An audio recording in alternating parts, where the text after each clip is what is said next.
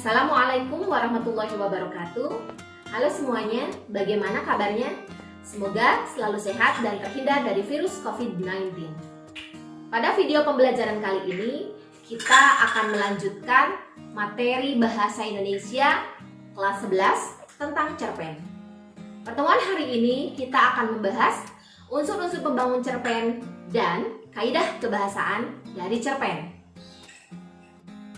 Unsur pembangun cerpen terdiri dari unsur intrinsik dan unsur ekstrinsik.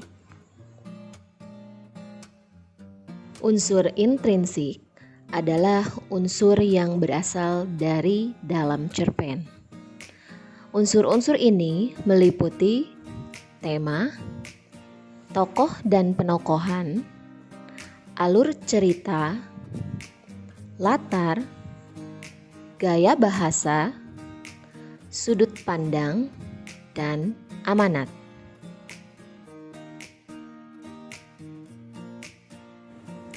Unsur intrinsik yang pertama yaitu tema. Tema adalah ide atau gagasan yang melatar belakangi suatu cerita pendek. Tema biasanya memiliki sifat umum yang diambil dari permasalahan yang ada di masyarakat, lingkungan, pengalaman hidup penulis, sejarah, pendidikan, persahabatan, dan masih banyak lagi.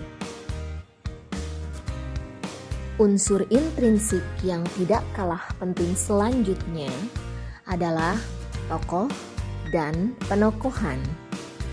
Sebuah cerpen tidak bisa lepas dari unsur ini. Tokoh dan penokohan adalah dua hal berbeda dalam sebuah penulisan cerpen. Tokoh adalah pelaku atau orang yang terlibat dalam cerita. Sedangkan penokohan adalah gambaran watak atau sifat tokoh dalam sebuah cerita. Terdapat 4 jenis tokoh yang ada dalam cerpen, seperti protagonis, antagonis, pritagonis, dan figuran. Protagonis yaitu tokoh yang menjadi aktor atau pemeran utama dalam cerpen yang mempunyai sifat baik. Antagonis yaitu tokoh atau pemeran utama yang menjadi lawan dari tokoh protagonis. Tokoh antagonis mempunyai watak yang negatif seperti iri, sombong, dengki, ataupun angkuh. Tritagonis yaitu tokoh yang menjadi penengah antara protagonis dan antagonis. Tokoh ini biasanya memiliki sifat arif dan bijaksana. Tokoh figuran yaitu tokoh sebagai pemeran pendukung dalam sebuah cerpen untuk memberikan tambahan warna dalam cerita. Unsur intrinsik selanjutnya yaitu alur. Alur adalah urutan jalan cerita dalam sebuah cerpen yang disusun secara kronologis. Dalam definisi lain, alur artinya rangkaian cerita sejak awal sampai akhir. Ada 2 jenis alur dalam cerpen, antara lain alur maju, alur yang peristiwanya digambarkan secara kronologis, maju dan runtut dari awal sampai akhir cerita. Alur mundur, alur ini digambarkan dengan jalan cerita yang tidak urut. Penulis biasanya menceritakan sebuah konflik terlebih dahulu dan kemudian menengok kembali kejadian yang menjadi sebab konflik itu terjadi. Unsur intrinsik selanjutnya yaitu latar. Latar merupakan gambaran konkret mengenai cerita yang ada dalam cerpen. Latar memuat 3 aspek, yaitu waktu, suasana, dan tempat terjadinya cerita. Unsur intrinsik selanjutnya yaitu sudut pandang atau point of view, merupakan arah pandang seorang penulis dalam menyampaikan sebuah cerita.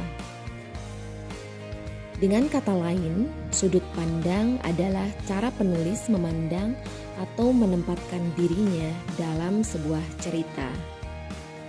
Sudut pandang dalam sebuah cerpen dibagi menjadi 3, yaitu sudut pandang orang pertama, sudut pandang orang kedua, dan sudut pandang orang ketiga. Terkadang para penulis menggunakan sudut pandang orang yang berada di luar cerita. Unsur intrinsik selanjutnya adalah gaya bahasa.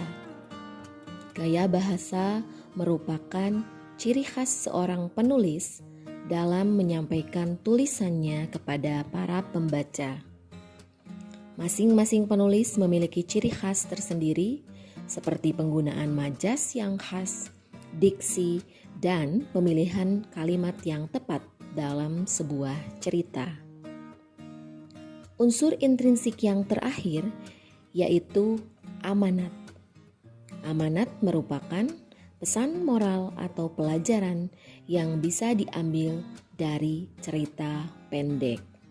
Pesan moral biasanya disampaikan tidak tertulis secara langsung dalam cerpen atau secara tersirat dan bergantung juga bagaimana seorang pembaca memahami cerita pendek. Nah, itulah unsur-unsur membangun cerpen dari dalam. Lalu, apa sajakah unsur-unsur ekstrinsik dari cerpen?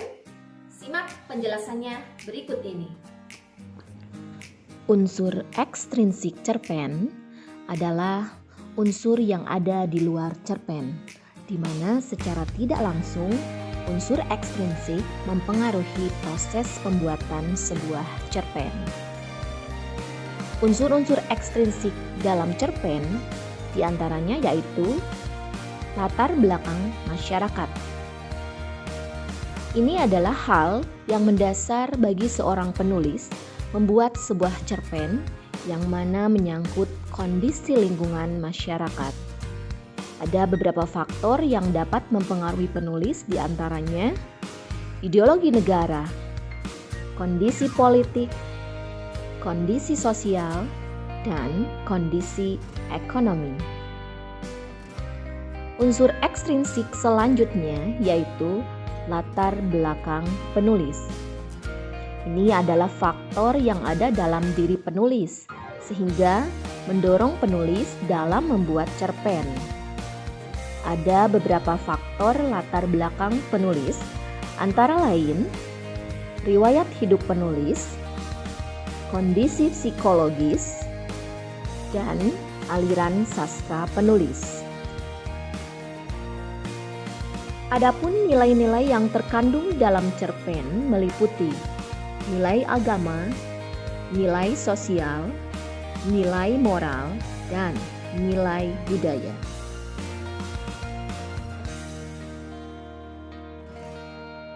Itulah unsur-unsur ekstrinsik dari cerpen.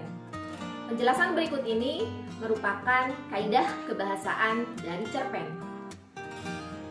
Cerpen juga karakteristiknya dapat dikenal dari bahasa yang digunakan di dalamnya. Ciri atau kaidah kebahasaan dari cerpen yaitu yang pertama, memuat kata sifat yang mendeskripsikan pelaku, seperti penampilan fisik, juga kepribadian tokoh yang diceritakan dalam cerpen. Misalnya, sosoknya tinggi atau perawakannya gagah, rambutnya yang hitam, dan sifat tokoh lainnya. Kedua, memuat kata keterangan untuk mendeskripsikan latar waktu, tempat, dan suasana. Sebagai contoh, di pagi hari yang cerah. Ini merupakan contoh latar waktu. Di kebun jambu yang rimbun dengan dedaunan. Ini adalah contoh latar tempat.